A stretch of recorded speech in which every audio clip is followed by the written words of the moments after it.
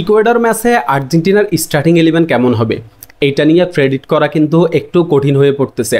কারণ আর্জেন্টিনা তাদের লাস্ট যে ম্যাচটা খেলে ভেনেজুয়েলার বিপক্ষে, সেই ম্যাচটা এবং ইকুয়েডরের ম্যাচটার স্টার্টিং 11-এ কিন্তু বড় একটা পরিবর্তন আসতে যাচ্ছে। ভেনেজুয়েলার ম্যাচে লিওনেল মেসি ছিলেন, তাকে ইকুয়েডরের ম্যাচটাতে বিশ্রাম দেওয়া হয়েছে। ভেনেজুয়েলার ম্যাচে হলুদ কার্ড পাওয়ায় কার্ড সাসপেনশনের কারণে ক্রিশ্চিয়ান রোমেরো ইকুয়েডর ম্যাচটা মিস করবেন। আর আরেকজন প্লেয়ারকে আমার মনে হয় যে আমরা স্টার্টিং 11 থেকে হারাবো, তিনি হচ্ছেন ফ্রাঙ্কো মাস্তান্তুয়ানো। তার পজিশনে আমরা অন্য একজন প্লেয়ারকে দেখতে পাবো।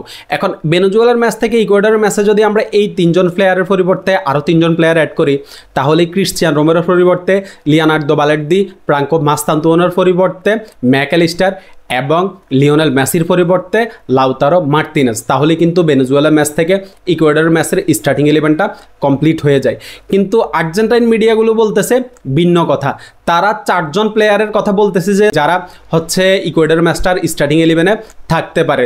Mac Allister, Lautaro Martinez, Nico Gonzalez এবং লিওনার্দো বালের্দি, এই 4 জন প্লেয়ারকে তারা ভেনেজুয়েলা ম্যাচ থেকে ইকুয়েডরের ম্যাচের স্টার্টিং 11-এ অ্যাড করতেছে। এখন এই 4 জন যদি অ্যাড হয়, তাহলে 3 জন অলরেডি আমি বলছি যে এই 3 জন থাকার সম্ভাবনা আছে। বাকি আরেকজন প্লেয়ার আসলে কে বাদ পড়তে পারে, এইটা নিয়েই সৃষ্টি হয়েছে যত দোয়াশা। এইটা নিয়েই আমরা লিওনেল স্কালোনির সিদ্ধান্তের অপেক্ষায় থাকতে হবে যে বাকি অন্য প্লেয়ার আসলে কে স্টার্টিং 11 থেকে বেঞ্চে যাচ্ছে। এখন ইকুয়েডরের বিপক্ষে এই ম্যাচটা যেহেতু বিশ্বকাপ বাছাই পর্বের শেষ ম্যাচ, সেহেতু এই ম্যাচটাতে আমরা বেশ কিছু প্লেয়ারকে মাঠে দেখতে পারি বা বেশ কিছু প্লেয়ারকে আপনার গেম টাইম দেওয়া হতে পারে। যেমন লেফট ব্যাক পজিশনে ট্যাগলিফিকোর পরিবর্তে যদি হুলিও সোলার শুরু করে, তাহলে কিন্তু অবাক হওয়ার মতো কিচ্ছু থাকবে না। কারণ লিওনেল স্কালোনি এর আগেই বলছে যে তিনি হুলিও সোলারকে একটু বাজিয়ে দেখতে চান, তাকে গেম টাইম দিতে চান, যে তাকে 2026 বিশ্বকাপের পরিকল্পনায় রাখা যায় কিনা।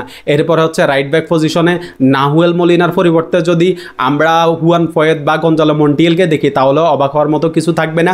তবে আমার কাছে যেটা মনে হয় যে হুয়ান ফয়েদকে স্টার্টিং 11-এ দেখার জোরালো একটা সম্ভাবনা আছে। মিডফিল্ডে নিকোফাজ, ফেলাসিওস, এরপর হচ্ছে ক্লদিও এচিবেরি, এই প্লেয়ারগুলোকেও গেম টাইম দেওয়া হইতে পারে।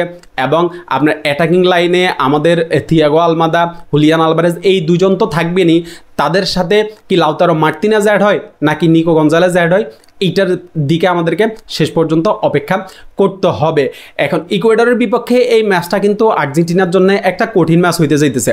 কারণ ইকুয়েডর খুব শক্তিশালী একটা টিম এবং তারা বিশ্বকাপ বাছাই পর্বের পয়েন্ট টেবিলে কিন্তু 26 পয়েন্ট নিয়ে টেবিলের চতুর্থ অবস্থানে আছে।